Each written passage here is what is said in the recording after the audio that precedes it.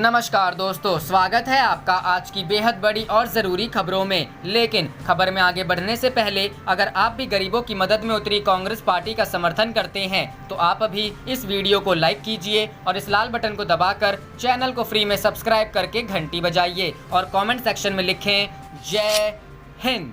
रुख करते हैं पहले खबर की तरफ। विकास दुबे के एनकाउंटर के खिलाफ सुप्रीम कोर्ट में दाखिल हुई याचिका, सीबीआई जांच की मांग। जी हां दोस्तों, गैंगस्टर विकास दुबे के एनकाउंटर के मामले में सुप्रीम कोर्ट में जनहित याचिका दायर की गई है। याचिका में यूपी पुलिस की भूमिका की जांच की मांग की गई है। हालांकि याचिका कल गुरुवार देर रात कोर्ट में दायर की गई, जिसमें विकास दुबे का एनकाउंटर किए जाने की आशंका जताई की गई थी। याचिकाकर्ता के वकील घनश्याम उपाध्याय का कहना है कि वो आज ही सुनवाई की मांग करेंगे। सुप्रीम कोर्ट में दाखिल याचिका में विकास को एनकाउंटर से बचाने की मांग की गई थी। इसके अलावा विकास के घर मॉल को ढहाने के मामले में एफआईआर दर्ज करने और पूरे मामले की जांच सीबीआई को सौंपने की भी मांग की गई है। याचिका में कहा गया है कि मीडिया रिपोर्ट से लग रहा है कि विकास दुबे ने महाकाल मंदिर में गार्ड को खुद ही जानकारी दी थी। उसने मध्य प्रदेश पुलिस को खुद ही गिरफ्तारी दी ताकि मुठभेड़ से बच सके। बता दें कि हिस्ट्री शीटर विकास दुबे आज सुबह 7:15 से 7:35 के बीच यूपी एसटीएफ के साथ मुठभेड़ में मारा गया। कानपुर पहुंचते ही विकास दुबे ने अपना इलाका जानकर यूपी एसटीएफ की टीम से पिस्तौल छीनने की कोशिश की, जिसके बाद गाड़ी अनियंत्रित होकर पलट गई।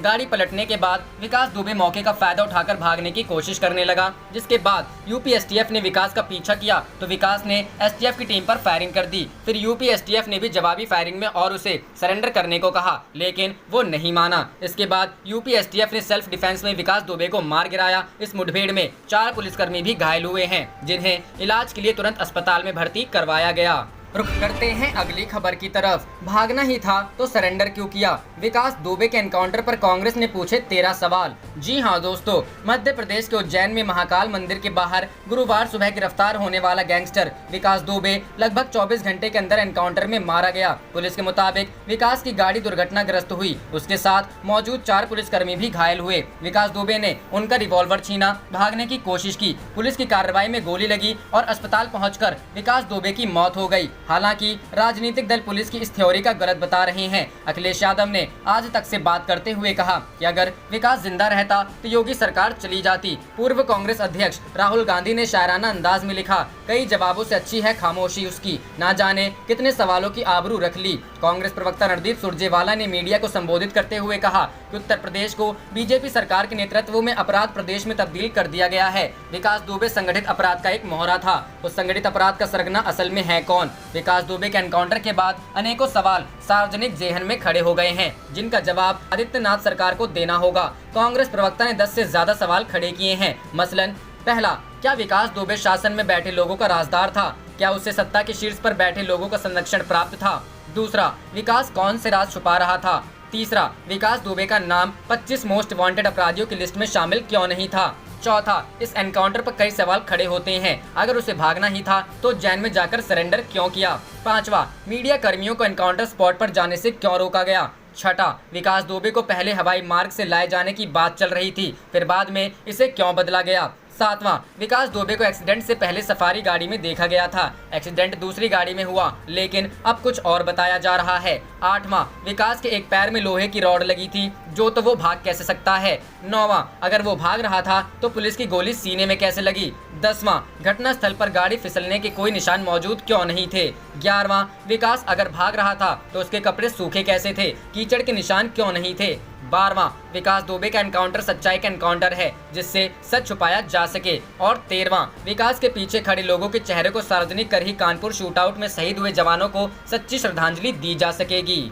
रुख करते हैं अगली खबर की तरफ। पूरी इंटेलिजेंस की नाकामी है गलवान में चीनी घुसपैठ और खूनी झड़प, तुरंत बदले खुफिया तंत्र। 140 मिलिट्री वेटरन्स ने पीएम मोदी को लिखी चिट्ठी। जी हां दोस्तों, 140 से अधिक पूर्व सैन्य अधिकारियों ने पीएम नरेंद्र मोदी और राष्ट्रपति रामनाथ कोविंद को एक चिट्ठी लिखी है। इस चिट्ठी में चीन द्वारा की गई घुसपैठ के बारे में जवाब देने की मांग की गई है। इसके साथ ही चिट्ठी में 15 जून को गलवान घाटी में हुई हिंसक झड़प के लिए राजनैतिक, सामाजिक और सैन्य स्तर की नाकामी को जिम्मेदार जिम्मेदार ठहराया गया है। इस चिट्ठी में पीएम मोदी के उस बयान का भी खास तौर पर उल्लेख किया गया है जिसमें उन्होंने भारतीय सीमा में किसी भी घुसपैठ की बात से इनकार किया था। चिट्ठी में सैन्य अधिकारियों ने कहा कि पीएम के बयान की बीजिंग ने उल्लेख करते हुए पूरी गलवान घाटी पर अपना दावा पेश कर दिया था। हालांकि बाद में पीएमओ की तरफ से साफ किया गया था कि पीएम मोदी ने जो बयान दिया है गलवान घाटी में हुई हिंसक झड़प के बाद की स्थिति को लेकर दिया गया था। चिट्ठी में कहा गया है अस्पष्ट, मौखिक और विरोधाभासी बयान का चीन ने फायदा उठाया। चिट्ठी में पूर्व सैन्य अधिकारियों ने मांग की है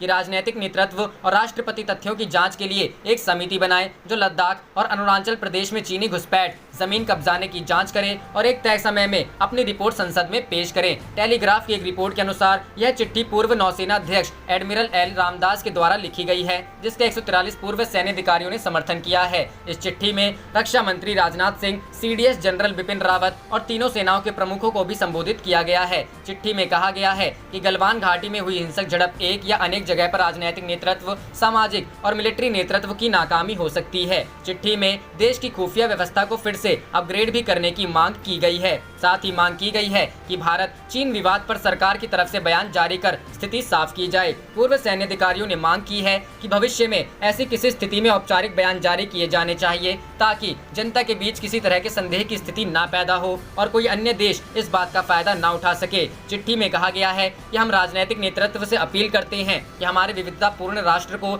सेक्युलर आधार पर एकजुट रखा जा सकता है। लोगों का जाति, धर्म के आधार पर बंटवारा हतोत्साहित करना चाहिए और इसे लेकर पॉलिसी बनाई जानी चाहिए। चिट्ठी में चीन और पाकिस्तान समेत सभी पड़ोसी देशों के साथ सीमा विवाद सुलझाने की अपील की गई है।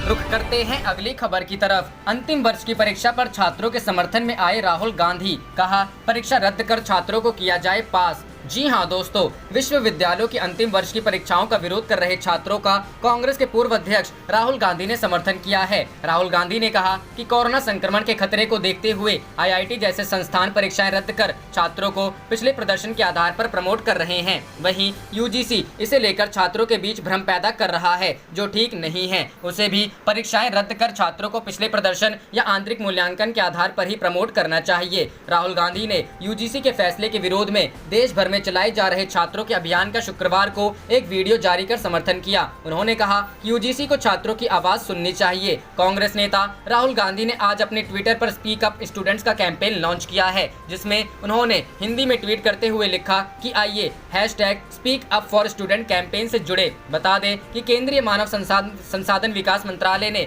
6 जुलाई के अपने आदेश में कहा है कि परीक्षाएं सितंबर के अंत में कराई जाएंगी। गृह मंत्रालय की हरी झंडी मिलने के बाद मंत्रालय ने यह फैसला लिया है। गौरतलब है कि यूजीसी ने हाल ही में अपनी संशोधित गाइडलाइन जारी कर विश्वविद्यालयों और कॉलेजों की अंतिम वर्ष की परीक्षाओं को जरूरी बताया। साथ ही कहा कि यह रद्द नहीं होगी। उन्होंने विश्वविद्यालयों और कॉलेजों से इसे सितंबर अंत तक कराने का मौका दिया है। हालांकि छात्रों का कहना है कि जिस तरीके से वह पहले और दूसरे वर्ष के छात्रों को आंतरिक आकलन के आधार पर प्रमोट कर रहे हैं उसी तरीके से उन्हें भी प्रमोट किया जाए।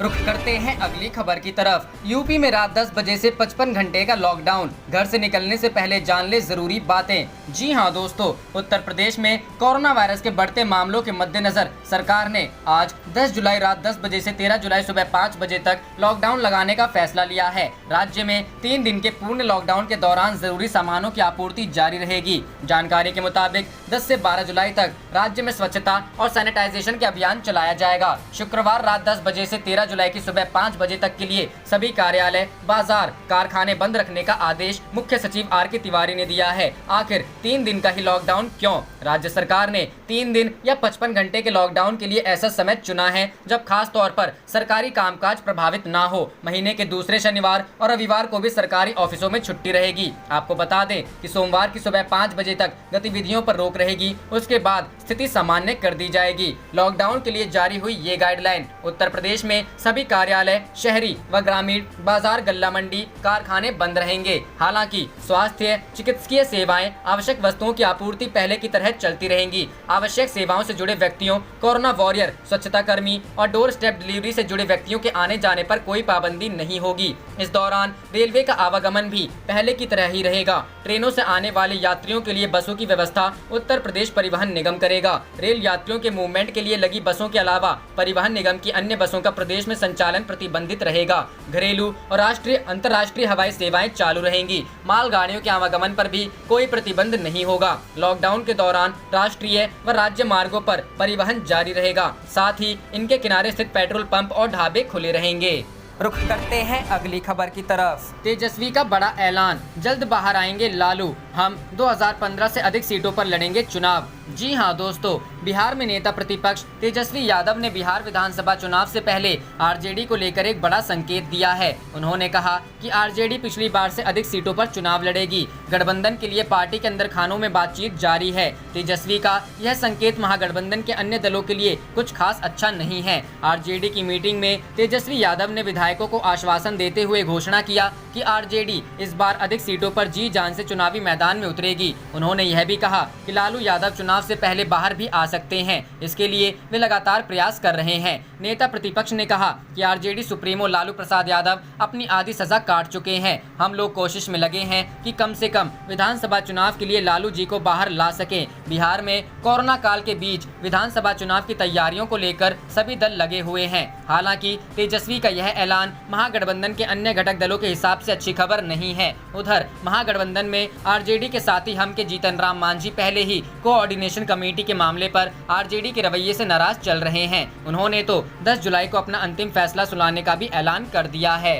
रुख करते हैं अगली खबर की तरफ। पटना समेत बिहार के इन 11 जिलों में कल से लॉकडाउन, जाने क्या खुलेगा और क्या रहेगा बंद। जी हां दोस्तों, बिहार में कोरोना संक्रमितों की तेजी से बढ़ती संख्या पर रोक के मकसद से कई जिलों में वहां के प्रशासन ने कड़े कदम उठाए हैं। इसके तहत 11 जिलों में शुक्रवार से लॉकडाउन लगा दिया गया है। इनमें राजधानी पटना के साथ ही कैमूर, बक्सर, नवादा, सुपौल, मधेपुरा, खगड़िया, मुंगेर, किशनगंज, मुजफ्फरपुर और मोतिहारी जिला है। वहीं कई जिलों में प्रशासन ने शनिवार से लॉकडाउन लागू किया है। इनमें वैशाली और नालंदा जिले हैं। जिलों ने अपने यहां अलग अलग अवधि तक के लिए लॉकडाउन लगाया है। उधर पूर्णिया नगर निगम क्षेत्र में शुक्रवार और भोजपुर जिला मुख्यालय आरा शहर के मुख्य बाजार वाले इलाकों में 11 से लॉकडाउन रहेगा। मुजफ्फरपुर जिले में 10 जुलाई से अगले आदेश तक हर शनिवार व रविवार को शहर के सारे व्यापारिक प्रतिष्ठान बंद रहेंगे। इस जिले में अन्य दिनों में सुबह 10 बजे से 5 बजे तक, 5 बजे शाम तक ही व्यापारिक प्रतिष्ठान खुलेंगे। इन जिलों में लॉकडाउन के दौरान आवाजाही पर प्रतिबंध नहीं रहेगा, पर सोशल डिस्टेंसिंग व मास्क पहनना जरूरी होगा। दरभंगा में लॉकडाउन पर निर्णय 13 जुलाई के बाद होगा। संबंधित जिलों के जिला प्रशासन से मिली जानकारी के मुताबिक पटना में शुक्रवार से 16 जुलाई, नवादा में 10 से 12 जुलाई और कैमूर जिले में 10 जुलाई से 17 तक, बक्सर जिले में 10 से 12 जुलाई तक लॉकडाउन की घोषणा की गई है। वैशाली जिले में 11 जुलाई से 16 जुलाई और नालंदा में 11 से 15 जुलाई तक लॉकडाउन की घोषणा की गई है। सुपौल जिले में जिला प्रशासन ने 3 दिनों के लिए शहर में लॉकडाउन की घोषणा की है। शुक्रवार सुबह 6 बजे से रविवार रात 8 बजे तक लॉकडाउन प्रभावी रहेगा। मधेपुरा जिले में 10 से 16 जुलाई तक, खगड़िया जिले में 10 से 14 जुलाई तक, मुंगेर जिले में 10 जुलाई से 16 जुलाई तक लॉकडाउन रहेगा। किशनगंज जिले में 7 जुलाई से 9 जुलाई तक लागू लॉकडाउन को 12 जुलाई तक बढ़ा दिया गया है। भागलपुर जिले में 9 जुलाई से 16 जुलाई की सुबह 6 बजे तक लॉकडाउन लगाया गया है। पूर्णिया नगर निगम क्षेत्र में 10 से 16 जुलाई तक लॉकडाउन रहेगा। मोतिहारी जिले में 10 से 14 जुलाई तक लॉकडाउन रहेगा। बेतिया जिले में 9 जुलाई से अगले आदेश तक लॉकडाउन लागू रहेगा।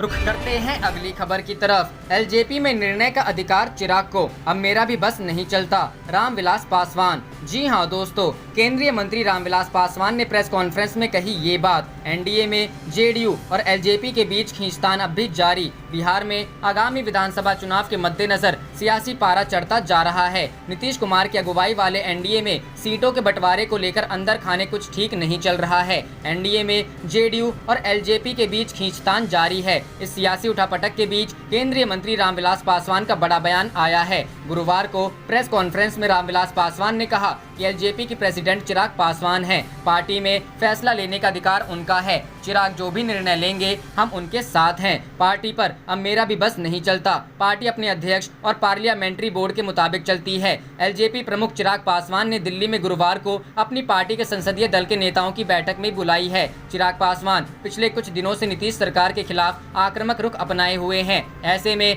इस बैठक को काफी महत्वपूर्ण माना जा रहा है। हाल ही में चिराग पासवान ने पार्टी के मुंगेर जिलाध्यक्ष राघवेंद्र भारती को पद से हटा दिया था। मुंगेर के एलजेपी जिलाध्यक्ष राघवेंद्र भारती की गलती बस इतनी ही थी कि उन्होंने मीडिया में एक बयान दिया था, जहां पर उन्होंने कहा था कि बिहार में एनडीए अटूट है। बता दें कि 2015 के बिहार विधानसभा चुनाव में एलजेपी ने 42 सीटों पर चुनाव लड़ा था, लेकिन इस बार नीतीश कुमार की एनडीए में वापसी के बाद एलजेपी को पिछली बार जैसी तरजीह नहीं मिल पा रही है। एलजेपी को नीतीश कुमार महज 30 से 32 सीटें ही देने के मूड में हैं, जिसके चलते चिराग पासवान चिंतित नजर आ रहे हैं।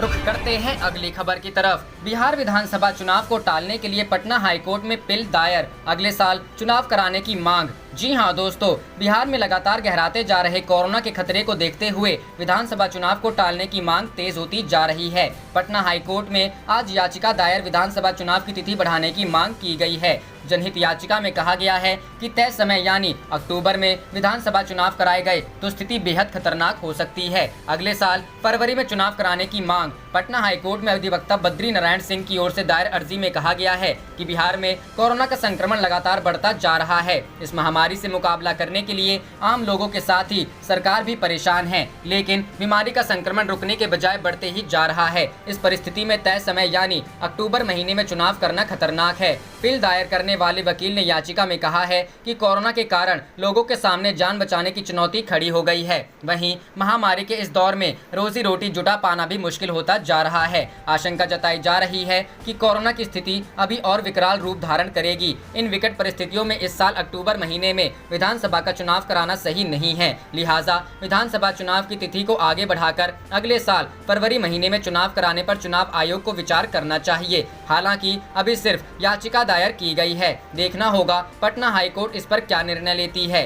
रुख करते हैं अगली खबर की तरफ। कोरोना से जंग के लिए बिहार में नहीं उठाए गए उचित कदम, शरद यादव। जी हां दोस्तों, बिहार में लगातार कोरोना वायरस के संक्रमण के मामलों की वृद्धि को लेकर वरिष्ठ नेता शरद यादव ने सरकार की कार्यशैली पर सवाल खड़े किए हैं। शरद यादव ने गुरुवार को प्रेस विज्ञप्ति जारी कर कहा है कि राज्य सरकार इस बीमारी से लड़ने के लिए उचित कदम उठाने में बेहद विफल हुई है। बिहार सरकार ने कोरोना को हल्के में लिया, जिससे मामले प्रतिदिन डबल होने लगे हैं, जो बहुत ही चिंताजनक है। राज्य में टेस्टिंग भी जितनी होनी चाहिए नहीं हो रही है, तो सही पता कैसे लगेगा कि कितने लोग इस बीमारी से ग्रसित हैं। जितना आंकड़ा सरकार द्वारा बताया जा रहा है उस पर विश्वास नहीं कर सकते हैं, क्योंकि जितने टेस्ट होने चाहिए नहीं किए जा रहे हैं। शरद यादव ने कहा कि राज्य सरकार द्वारा अचानक तालाबंदी के बाद किसी भी मामले को, चाहे वह प्रवासी मजदूर का हो या छात्रों का हो, कुशलता से नहीं संभाला है। जो क्वारंटीन सेंटर भी बनाए थे उनमें भी आवश्यक सुविधाएं उपलब्ध नहीं कराई गई थी। इस तरह से राज्य सरकार ने शुरू से ही कोरोना बीमारी के लिए उठाने वाले कदमों में ढिलाई बरती है, जो निंदनीय है। सरकार का काम जनता के जनजीवन आवश्यक सुविधाएं प्रदान करना होता है, जिससे जनता सुखी जीवन व्यतीत कर सके, मगर बिहार सरकार की इसमें कोई रुचि नहीं दिखाई पड़ती है। वरिष्ठ नेता शरद यादव ने आश्चर्य जताते हुए कहा कि बिहार सरकार को काफी समय तैयारी का भी मिल गया था, उसके बावजूद भी कोई ऐसा काम नहीं किया जिससे कि जनता को बीमारी से बचाया जा सके। उन्होंने कहा कि बिहार राज्य में 13 करोड़ की जनसंख्या है, उस पर प्रतिदिन 9 से 10 हजार टेस्ट किए जा रहे हैं, जबकि दिल्ली में जनसंख्या कुल 2 करोड़ है और यहाँ पर 20,000 टेस्ट किए जा रहे हैं। उन्होंने कहा कि यह बहुत गंभीर बात है कि एनडीए की सरकार केंद्र और राज्य में होते हुए भी जनता को बीमारी से बचाने के लिए कोई राज्य में ठोस कदम नहीं उठाए गए हैं। दिन प्रतिदिन बिहार में हालात बिगड़ते जा रहे हैं, मगर सरकार ठीक आंकड़े जनता को बता ही नहीं रही है, जो और भी जनता के हित के खिलाफ काम करने जैसा है, क्योंकि जनता इतनी सतर्क नहीं होगी जितना होना चाहिए। शरद यादव ने कहा कि मेरा मानना है कि एनडीए सरकार बिहार में हर मोर्चे पर विफल हो रही है। आम जनता के हित का कोई भी मामला हो,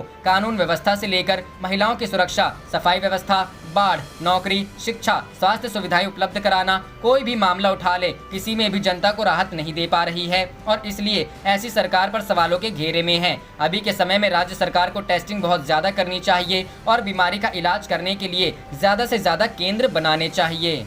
रुख करते हैं अगली खबर की तरफ। आरजेडी में मनमुटाव से परेशान है तेजस्वी, आपसी गिले शिकवे दूर करने की सदस्यों से की अपील। जी हां दोस्तों, बिहार में विधानसभा चुनाव को लेकर कोरोना काल के बीच भी गहमा गहमी का माहौल देखा जा सकता है। इस बीच तेजस्वी यादव लगातार पार्टी के सदस्यों के साथ बैठक करते नजर आ रहे हैं, लेकिन आरजेडी के अंदर कलह से तेजस्वी यादव भी परेशान हैं। यह शिकन उनके माथे पर आरजेडी मीटिंग के दौरान दिखी। दरअसल पार्टी के विधायक, जिलाध्यक्ष और प्रधान महासचिवों के बीच आपसी मतभेद से तेजस्वी यादव परेशान हो गए हैं। उन्होंने सभी से की अपील, एक बार विधानसभा चुनाव के लिए एकजुट हो जाएं। यह पार्टी के लिए और आपके लिए बहुत जरूरी है। सबों के बीच मनमुटाव को दूर करने के लिए साथ में खाना भी खिलाया गया। मीटिंग के बाद पार्टी के प्रदेश अध्यक्ष जगदानंद सिंह ने कहा कि विवाद की वजह से मीटिंग की बात बिल्कुल गलत है, लेकिन आपने देखा किस तरह से हमारे एमएलसी लूट लिए गए हैं। हमें इसके लिए सजग रहना है। हम चाहते हैं कि जल्द से जल्द हमारा प्रशिक्षण शिविर खत्म हो और हम कार्यकर्ताओं को प्रशिक्षित भी करें। वहीं बिहार में डिजिटल चुनाव प्रचार भी आरजेडी के लिए एक मुसीबत का सबब बनी हुई है। मीटिंग के बाद विधायक आलोक मेहता ने कहा कि हमारा वोटर डिजिटल प्लेटफॉर्म से वाकिफ नहीं है, इसलिए हमने चुनाव आयोग से डिजिटल चुनाव प्रचार पर रोक लगाने की मांग की है। इस पर आरजेडी प्रवक्ता भाई वीरेंद्र का कहना है कि अक्टूबर से पहले लालू प्रसाद यादव जेल से बाहर होंगे। आधी सजा उन्होंने काट ली है। हम उनको बाहर लाने के प्रयास में लगे हुए हैं। आप देख रहे थे आपका अपना चैनल जय हिंद जय भारत।